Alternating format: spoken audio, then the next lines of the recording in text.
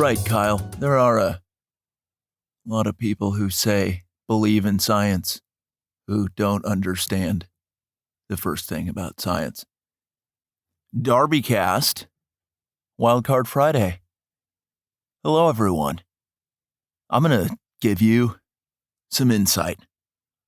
I made a recording earlier that I was thinking about throwing out there, and I maybe will do it another time. It's a little bit more real, dare I say, than the usual storytelling pinball that gets played on this podcast, the DarbyCast. Welcome back. If you're a seasoned DarbyCast doctor, if you're newer, I don't know what to tell you. I just don't. You might want to turn this off immediately. In fact, you probably should. If you're new to this, save yourself the trouble. Leave. Usually I wait till the last part of an episode or the middle part to be like, hey, if you can't deal with this, leave. I think I should just start telling people preemptively, like, get the hell out of here. Run. Run from the audio. Play it loudly on a speaker in public, and then take off. Full sprint away from the speaker. Take the loss on that speaker of yours, but do it as a symbolic gesture that you're like, nope, I'm not having it. And if you're newer to this podcast, you might be asking yourself right now, well, why would I do such a thing? I haven't really ingratiated myself in this. And what I'm saying is I don't know if you want to, because the essence of the DarbyCast is sometimes we spelunk into the depths of hell. We also go a lot of other places, but like I was having a reflective moment the other day and I was like, I wonder if the DarbyCast bums people out sometimes. Sure, it's got to lift your spirits to a level that you thought not possible, but there is a range that occurs. And sometimes with deeper understanding of the nonsense of the world, you're like, oh, heavy, right? So that's why some of you may want to just later today defy whatever government edict is in place where you're at. Go to a park. Don't wear a mask. Put your favorite Bluetooth speaker in kind of a central part of the park. Turn the DarbyCast up to full blast, whatever episode, and then either power walk or sprint away from it and announce to the people around you like, this isn't okay.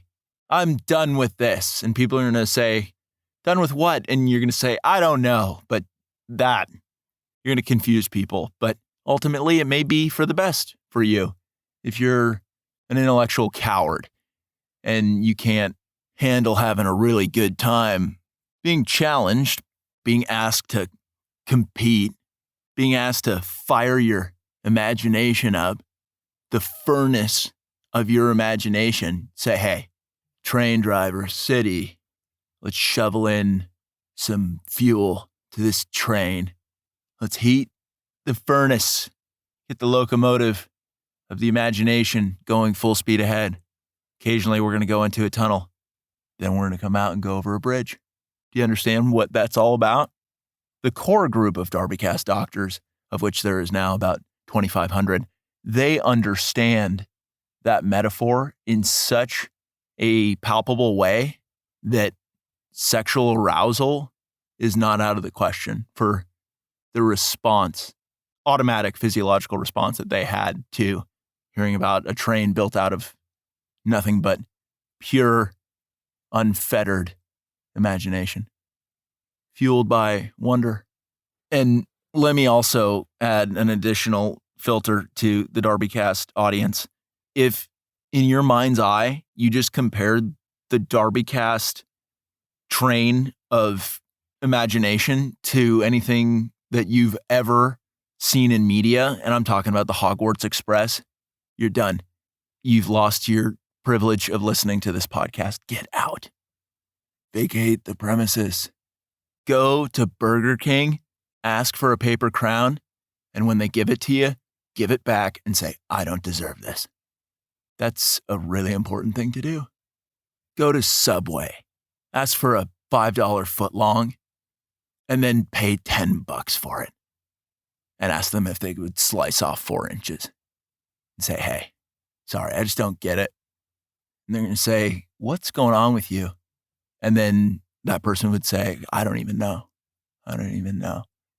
But fire up the furnace on your imagination locomotive, DarbyCast edition, and just take a second to imagine what that beautiful train looks like. Who's on board the train with you? Are the right people there? They sure are. You know exactly who would be on the train that you were driving, right? And you would know who you would have to take aside and be like, can I see your ticket? And then that person who you know just doesn't, by any stretch of the imagination, no pun intended, belong on that train. You take the ticket, shred it in front of their face, and then you say, no ticket, huh? Gonna have to ask you to leave. And then it's up to you. Do you ditch him over a bridge or as you're carving under a mountain through a tunnel? That's totally your call. You are the driver of your own train of imagination. Wow. I don't know what the equivalent of the FAA is for trains, but I think a lot of people just earned a locomotive train driver's pilot wings, train wheel set with magnets, locomotive badge that has your name on it with a back magnet. Maybe that should be part of the DarbyCast merch, is some kind of DarbyCast train that can be customized with your name. And then you can tell people like, I'm a train driver, part-time. They're going to say, where do you make time for that? And be like, well, I'm surprised you don't have space for really important stuff in your life. They're going to say, can I see the train? And you say, as a matter of fact, no, you can't. Good day, sir. Good day, ma'am. I've had enough of you. So what are we going to get into today is the big question. I often deeply muse on the phenomenon of time travel if it were in any way, shape, or form possible. And I try to think, when would I go? You like what I just did there? When are we going? Takes on a whole new meaning as a question when you're a time traveler. It sure does. But I was thinking about snagging Honest Abe Lincoln and maybe picking up George Washington, who was said to have never been able to tell a lie. Boy, is that an interesting advantage, disadvantage, half empty, half full. How do you want to slice it? If you could never tell a lie, that would present issues, perhaps, but maybe you would be an authority on a lot of things. And people would be like, wow, that guy just says what's on his mind. Or, wow, that gal doesn't sugarcoat a damn thing. If the malls were open, I'd ask them to come with me. Maybe go sample an Orange Julius. If you're single, some of the DarbyCast doctors are, some aren't.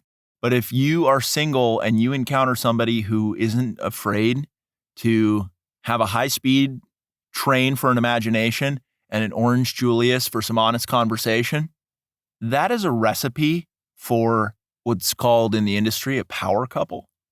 Okay? But let's talk about George Washington and Honest Abe. You pick both of them up on your time-traveling locomotive of imagination, which has physical elements to it that you manifest out of sheer will. You understand how that works? You should. So imagine picking these guys up and then you bring them to 2020. What do you think they would say? And let's pretend they don't both immediately have catastrophic coronaries. That they're so overwhelmed by everything that they're just like, ah! And then you're just like, all right, well. But those guys belong on anyone's train, right? They don't even need a ticket.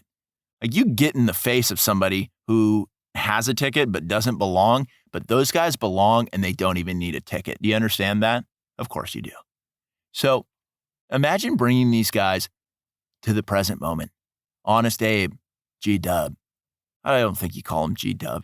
I think that's way too cavalier, entirely inappropriate. But you bring George and you bring Abe. You say, guys, this is it. This is what you're Yeah, oh yeah, yeah, we still have the documents that you laid forth. Oh yeah, we have them. And nobody knows what they say anymore. And the people who do keep trying to find ways to bend the rules. And they're pretty good at it. I'm going to be honest with you, Abe.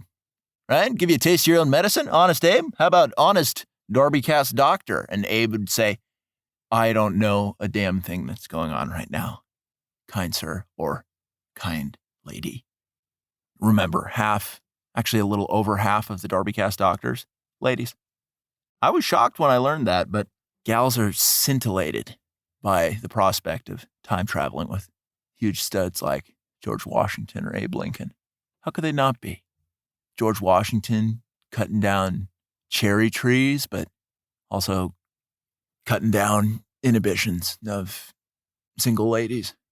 But then when they throw themselves at him, Lady DarbyCast doctor would lose their cool and throw themselves at George Washington. They'd probably say, George, I'd like to take you to an Orange Julius at the mall later.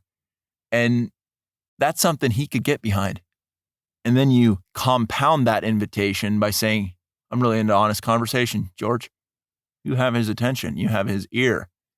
But what do you think that Abe and George would say upon viewing the state of the world? They would be talking in pretty high-level English. I'm not going to lie. English has really degraded since those guys were running point. I wonder what the literacy rate was. You could ask them questions like, hey, how many of the folks in the colonies could read? Hey, antebellum United States, could people read and communicate effectively? And then they might tell you, well, yeah.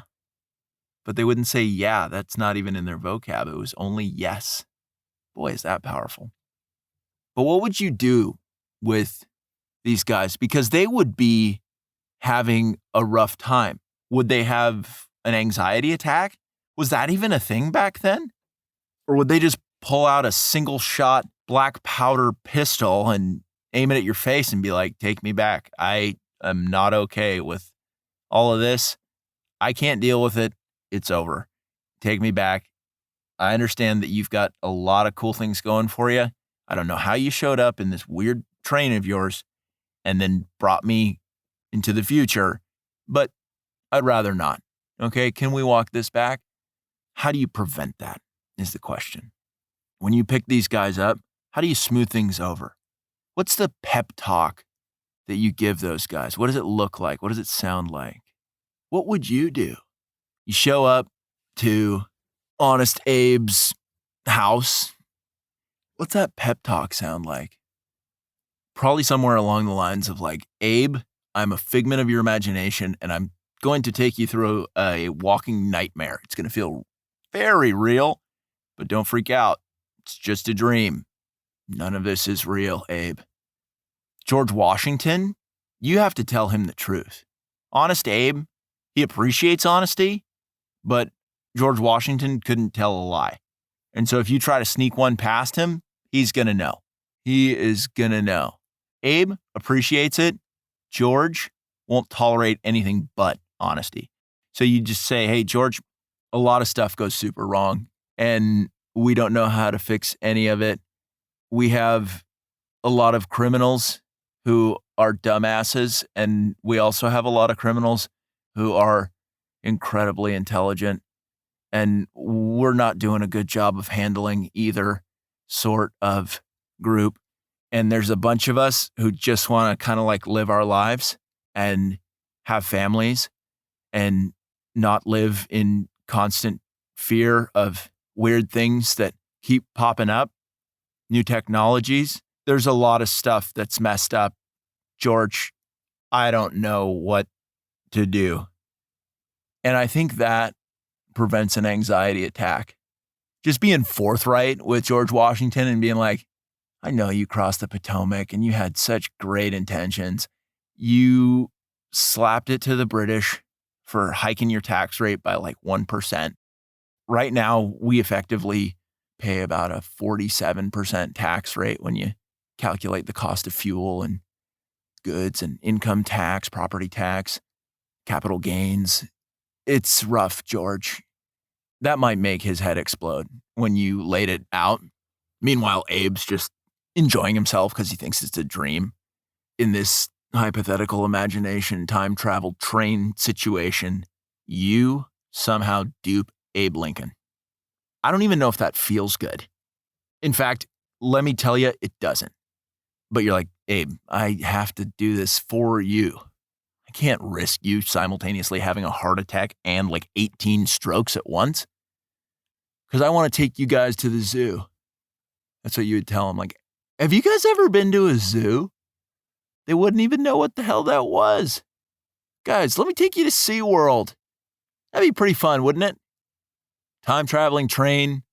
Who do you pick up first, George Washington or Abe? I say probably Abe. I don't know what you would choose. There's not really a wrong answer because you're picking up two pretty cool guys who are definitely going to be down for Wild Animal Park in San Diego and SeaWorld, also in San Diego. I think that's where you take them. You take them on the train. You give them your preamble, which is something they can understand. You preface the entire experience to Abe. Hey, this is like the most gnarly dream of all time. And then to Washington, you're like, we fucked up, but I'm still going to show you some interesting stuff. Now these places are really frowned upon, SeaWorld and Wild Animal Park and the San Diego Zoo. But honestly, George, I don't think you're even going to take issue with it. I think you're going to be amazed. And that's it. What else would you do with these guys? Where would you take them? Take them to New York? No, absolutely not. That would terrify them.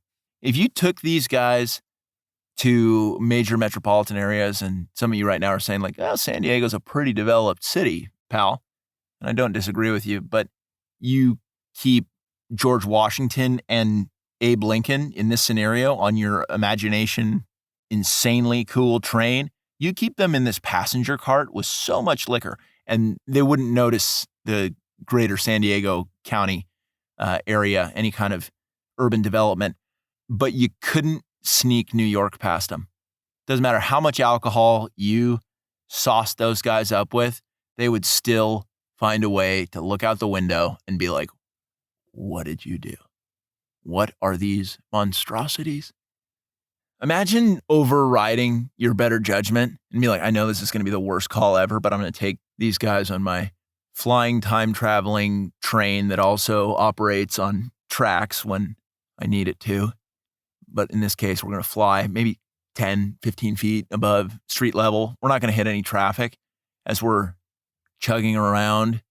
But again, maybe you'd be able to tell Lincoln, like, this is part of the nightmare. But to George Washington, you'd have to be so candid, so thoughtful, and be like, yeah, we decided to pack as many people into a confined space as possible. We've tried to get them all to buy AirPods and messenger bags and Skittles and other stuff, products. We've tried to take people from everywhere and we stacked them on top of one another, and they're slaving away at jobs they hate, and they never go outside, and they don't know many people, and they're in this constant panic state that few even have the courage to acknowledge that, like, this is not a natural state for any human being to live in. That's what we did. That's, George, don't think less of us, please. Sir. He just gives you a half smile, cracks a sneak peek at those wooden teeth of his. What an alpha move. To just say, just give me some planks in here. Let's keep getting shit done. That is such a good dude. George would have more questions. Abe, at this point, would be so tanked that you're like, I guess I could have just picked up George and maybe used a different trip so I could give these two very great men equal attention. What the hell was I thinking picking up both of these guys? I've just gotten Abe super tanked and lied to him the whole time. Like, this is not how it should have gone down. But you're stuck with him in this scenario. But you and Washington are kind of kicking it. And you say, hey, George, you're pretty cool with him now. You actually never called him Mr. Washington, and he never insisted that you did either. And that's really, what a leader. What a fucking leader. Talk about a guy who is a spiritual presence as well as a magnanimous leader.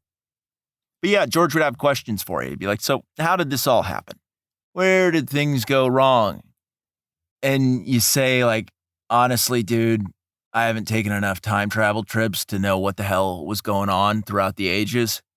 People offer explanations for why things are so messed up now. And they're like really simple and derivative. Most people have no idea, George, but there is a group. They're called the DarbyCast doctors, and they get it. They understand a lot of the stuff that's gone wrong over the years. You know, Rome wasn't built in a day, nor was it sacked in a day, right, George? And he's like, right, you are. That would feel so good to have George Washington agree with you, especially after you've admitted, hey, listen, your creation is super messed up right now, man. Let me put it to you this way. Imagine you had this neighbor, right? Real cool guy. And he had lived an exceptional life. And he was like, here's the keys to my Ferrari one day. And you say, sir, I don't need to drive a Ferrari when I am a Ferrari. And then he would say, well, I would tend to agree with you, but have the keys anyway. And then 20 days later, that Ferrari gets exploded. What do you tell the guy? What do you tell that neighbor? He would ask questions, just like George would. Say, what happened? Like, just a lot of criminals. Like a ton of lawless behavior. And nobody really believes in God anymore except for really exceptional people. But those numbers are dwindling. And yeah, the entire country is so populous. It's nuts. We don't agree on a whole lot. Everybody is stressed out all the time. And there's commies. And he's like, what's that? And you're like, they suck. They don't even know what they're doing. They just know they're angry. And you ask him, you say, hey, honest question. What do we do, George? What the hell do we do? And I'm going to be totally transparent with you. You already know exactly what he would say. I don't even have to tell you. You know what George would say. And if you don't, if it's not immediately just front and center of your consciousness, go back, listen to every single DarbyCast 4 times over, and then it should pop in your head automatically. You could ask him plenty of other questions, but he'd say, you already know the answers. Just like I've told you, you already know the answer. It's like, George, wow, what a call. What a call. You take him back to his time. Take him back to, let's say, 1778, 2 years after declaring independence, when he's just in absolute chill mode. And he's seen some stuff, some horrors that his imagination could not even devise. Abe's still tanked. You're like, we got to get you sobered up and take you to Gettysburg, pal. You've got a huge speech coming up. You got to nail it. It's like one of the most defining speeches in American history. And he's just like, what? And he just barfs all over the place. And you're like, oh, dude, I'm so sorry. Next time, it's going to be all about you. I promise. I promise. I'll come back for you, Abe. I will. I will take you to the zoo. Mark my words. If it's the last thing I do, I will visit you in my powerful imagination train. You don't have to buy a ticket. This one's on me. It's comped, Abe. And then you take him to Gettysburg, you let him go. Be like, do it right. Get it done. And then you come back to the present. And what are you going to do? That's the question, right? That is always the question. Is taking in as much as you can possibly consider about your current situation, be it personal, familial, civic, or even larger. What's your next move? What is the next move? Because sometimes it's fun to explore the imagination on the train, but other times it's like, well, can't do this forever. Some people are wondering, can I use my imagination train to get to the future? And I'm going to tell you something. Your imagination train can go anywhere in the present and anywhere in the past. But to get to where you want to be in the future, you're going to have to do it yourself. That imagination train, you can maybe just post up in that locomotive, gaze at the horizon, and be like, that's where I want to be. That's where I want to go. That's where I want to take the people on this train, much like I'm attempting to point and direct the train that is the DarbyCast. But this time-traveling whodunit doesn't go into the future. Future is whatever you make it. Boom, gotcha. Wow. A lot of people are feeling the ill effects of technologically enforced dogmatic authoritarianism. A lot of people are feeling that right now. They are feeling a loss of agency. So as much as I appreciate a backward time travel whodunit to pick up some pretty cool guys and then bring them to the present moment, the time is now to step off the train and then say, hey, what the hell can be done off the train in real life, IRL? That's the question that I leave you with on a Wild Card Friday. I hope you've had a blast. For those of you who didn't enjoy this, Burger King and or Subway, that's where you need to go. Okay?